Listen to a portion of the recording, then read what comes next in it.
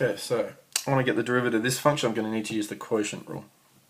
Okay, so the first thing I like to do is to separate it into f of x and g of x. So I say, alright, so f of x is the root x, which we'll call x to the half. Okay, so that's f of x. Therefore, the derivative of that is going to be a half x to the negative a half. Okay? Alright, now g of x is 1 take 2x all squared. Therefore, the derivative of g of x, okay, I'm going to need to use the chain rule. So it's 1 take 2x, get the derivative of this, which is negative 2. So the derivative is actually negative 4, 1 take 2x. Okay, so I've got f of x, derivative of f of x, g of x, the derivative of g of x. Okay, so now I can go back to the original function and use the quotient rule. Okay, so the quotient rule says I get the derivative of f of x, which is a half x to the negative a half. Okay, multiply it by g of x, which is 1 take 2x all squared.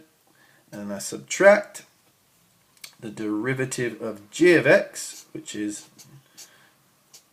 negative 4 times 1 take 2x, okay, and I multiply it by f of x, which is x to the half. Alright, and all of that is over g of x all squared. So 1 take 2x squared all squared. Okay, so let's try and neaten this up a bit. Okay, let's think about what we're going to do first. Alright, this can really be written like this, can't it? It's 1 over 2, and that's 1 over root x, so that is really 1 over 2 root x, isn't it? Multiplied by 1 take 2x all squared. You can see that that x to the half is root x. The negative times the negative 4 gives me positive, so it will give me positive 4 root x, and that's still all multiplied by 1 take 2x. Okay, and the bottom, 1 take 2x all squared squared again is just 1 take 2x to the power of 4. Okay, it's using index laws. Okay, that's beginning to neat it up, but we're going to have to do a fair bit more. Okay, so we've got it to this point here. Here, one thing that sticks out to me is there's a common factor of 1 take 2x. 1 take 2x is in here, 1 take 2x is being multiplied here, and 1 take 2x is being multiplied here. So I could take 1 take 2x out, couldn't I? Alright, and that would leave me here, if I took 1 take 2x out, that would leave me with 1 take 2x over 2 root x. Okay, and here it would leave me with, if I took that out, it'd leave me with just the 4 root x.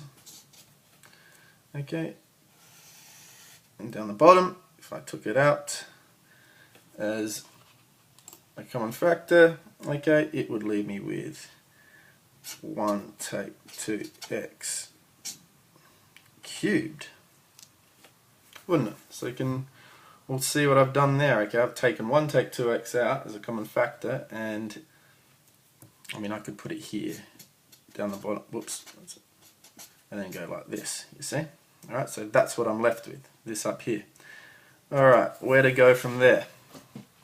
I need to add these fractions. Now, how do I add these fractions? Well, remember, I'll just do in red for those who, so for a common denominator I need to multiply the denominators, and then I need to multiply that numerator with that denominator and that numerator with that denominator. So what that leaves me with on top is going to be, so the 1 take 2x times 1 is just 1 take 2x. The 2 root x times 4 root x, I do 2 times 4, which is 8. Root x times root x is x. So that's what I've got on top. And on the bottom there, I still have my 2 root x. And then that is still all getting divided by 1 take 2x all cubed. But remember, we've looked at when we were doing first principles. If I'm doing a fraction divided by, it's got a denominator here, that really is the same. Dividing this as multiplying this fraction by 1 over 1 take 2 all cubed, isn't it? Right, so that would give me, let's hope I don't run out of paper, that would give me, so the top stays the same, I'll just write it in a different order, oh no, actually, I can collect like terms. Negative 2x plus 8x is 6x, so it becomes 6x, and there's still the plus 1, and that's just times by 1, so it doesn't change, over this 2 root x gets multiplied by 1 take 2x all cubed, and that's what gets rid of this down here. Okay, so that is the derivative of this function here using the quotient rule, and within that I had to use the chain rule. Okay, I had to use a number of different skills to simplify it down to get to that derivative right there.